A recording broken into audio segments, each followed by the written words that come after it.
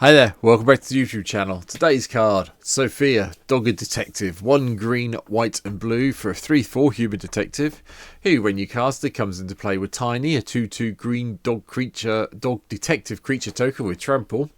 And then you can pay 1 as sack an artifact token and put a +1/+1 counter on each dog we control. And then whenever a dog you control deals combat damage to a player, create a food token and investigate. So your doggies are eating your opponents and letting you investigate what they then produce. Okay. No, it's not that. This one's just got a soft spot. I have my own dog who likes running around the house and doing all sorts of things. You may have seen her on stream. Ida, the Explorer Ida. Actually, just for once in a while. Down below is her Instagram account. Please go and give her a follow. Keep my wife happy while I do all the videos. You know, if she gets a few more followers on the Instagram account, so we'll put that in down below. But anyway, so it's a +1/+1 blue, white and green counter deck that needs dogs to make it work and artifact token production. Right. So it's food, clues and treasures basically, isn't it? And a whole load of dogs. And that is how I've gone with it. And it is fun to play. So here we go. This is what the deck looks like today. So, lands. Yep, blue, green and white lands all the way through. Fabled Passages here. We have got the Tri-Land in as well. Spara's headquarters. All the other things you can imagine here. You know, Reliquary Towers here. Temple of the False Gods here. But I am playing 5 of each basic because, again, I've got hit a couple of times recently with Blood Moon, sorry. And it's like, yeah, I probably need to include a few more basics in each of my decks. That's what I'm doing. If you want to play other dual lands, go the other way, feel free. But I'm playing 5 of each, mainly because I'm playing on MTGO and I keep getting hit with Blood Moon. Ramp-wise, not too heavy. We have Soul Ring. We have Arcane Signet, and then we have 1 of each of the talismans. That's all we've gone with, along with the usual things like 3 visits and somewhere Nature's Laws here as well, and Farseek because we're playing a 3-colour deck.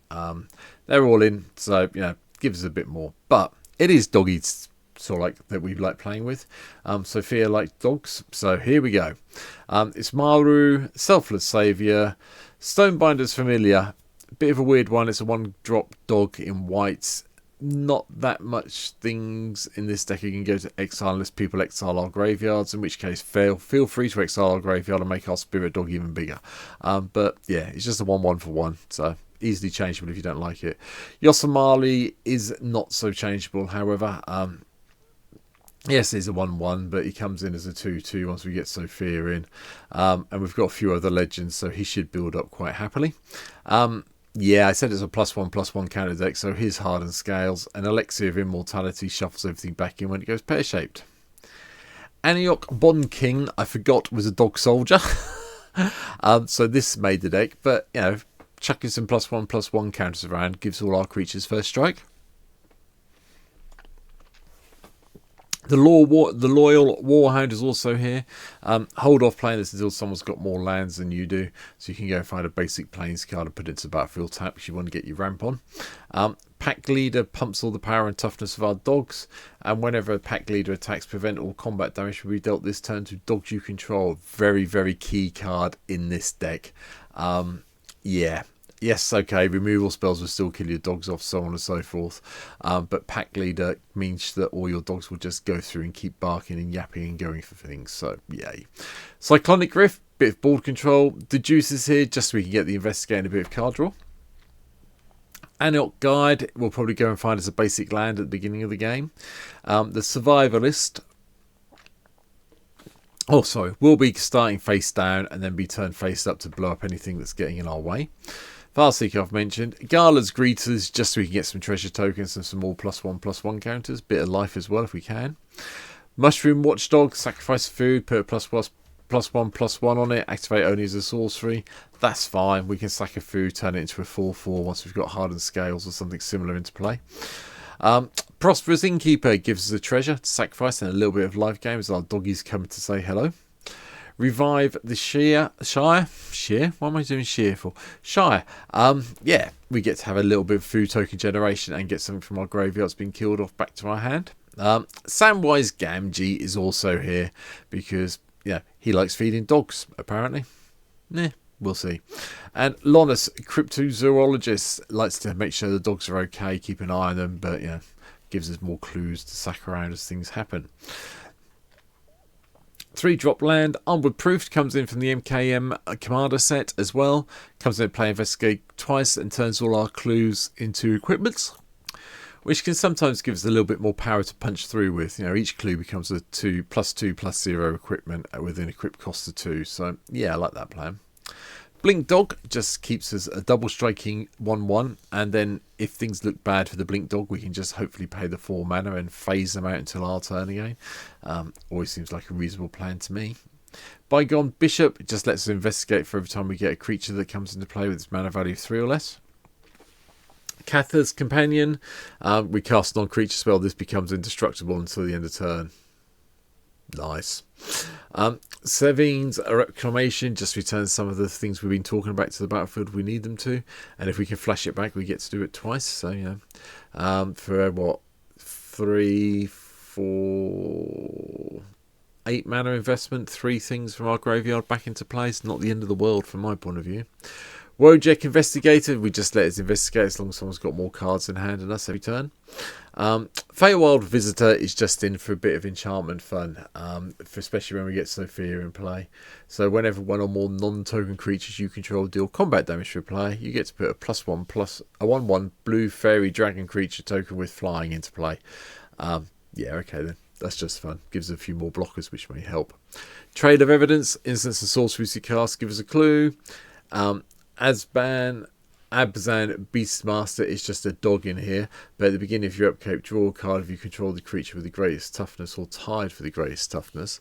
Occasionally you will have things that have got the greatest toughness in play, so you'll get a bit of extra card draw, but it's still a dog. The Artillerist is here, has reach as long as it has +1/+1 counter on it, so once you make it into a 5/2 it gets reach, which is still shockable, but hey hum.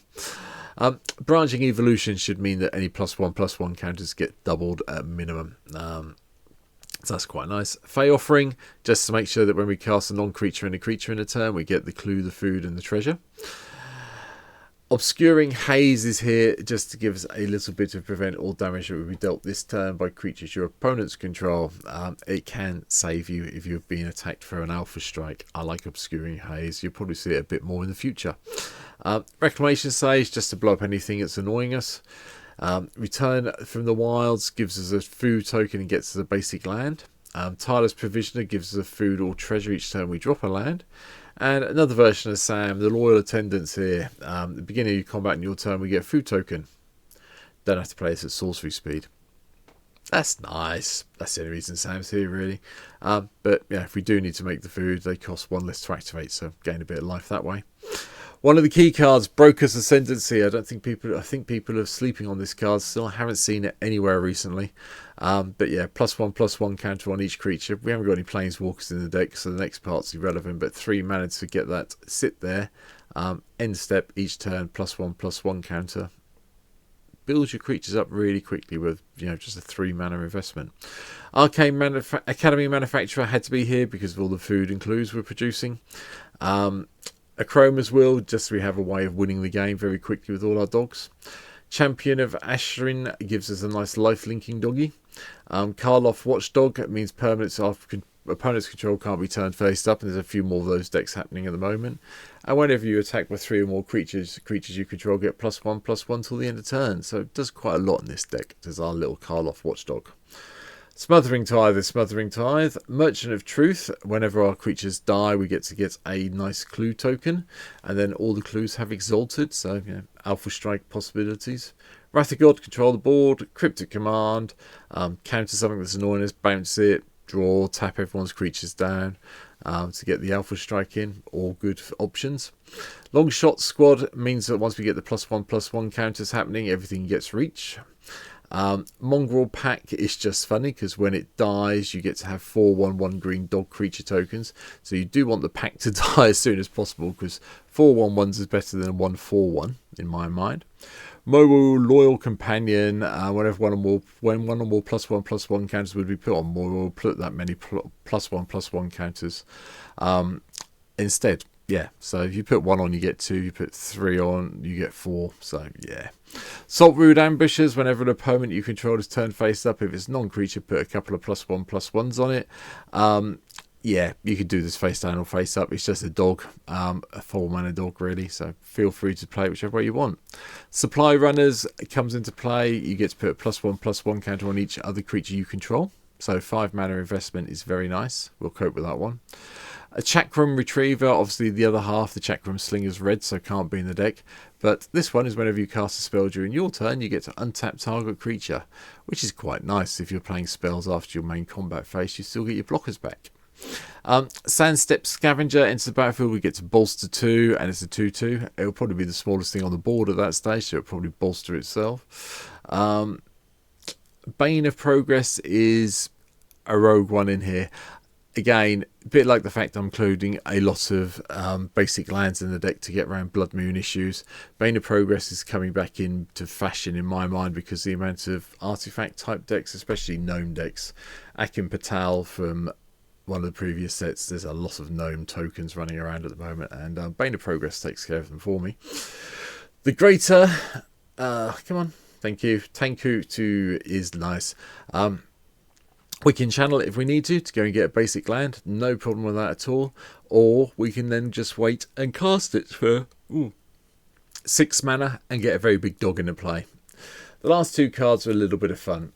Farmer Cotton is purely here because we can get a whole load of halflings to look after the dogs and a whole load of food, which is nice. We can just sink a whole load of mana into this and get there. Don't forget, sinking a lot of mana in means we can make dogs very big. And then the Goose Mother. I just like the Goose Mother. You've got to feed your dogs somehow, haven't you? Yeah, it might be that our Hydra Goose here feeds our dogs, but that's, weird head. Enter the battlefield, we create half X food tokens rounded up, and whenever the Goose Mother attacks, you may sacrifice food and draw a card. Yeah, again, it's another card that I don't think sees enough play. I played it for a while. It's a very good commander. You can go find the deck tech here on the channel for the Goose Mother, but I like playing it. I figured we haven't played it for a while, so we'll have it in this deck. And that's it for today's video. Sophia is a lot of fun. The Dogger Detective, 1 green, white and blue. We love it. It's going to be fun. I haven't play tested this one really. I've play tested it like versus myself, like you can do on MTGO, and it's smooth and it goes through things nicely.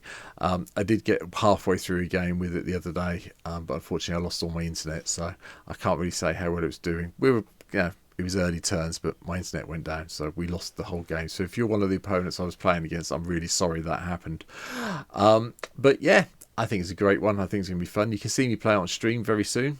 Link to the stream down below. Trying to get up to 250 over there, so if you can give me a follow there, that's great. I'd much prefer if you could subscribe here. 347 as I record this video today. Like I say, I'll be plugging it all year. I'm trying to get to 500 by the end of the year, and hopefully if I get to the 3,000 watch hours will naturally come along as well. So for now, thank you for watching. I hope you enjoyed the video. Let me know in the comments if there's anything you do differently, and yeah, I'll see you in the next video. Take care. See you soon. Bye.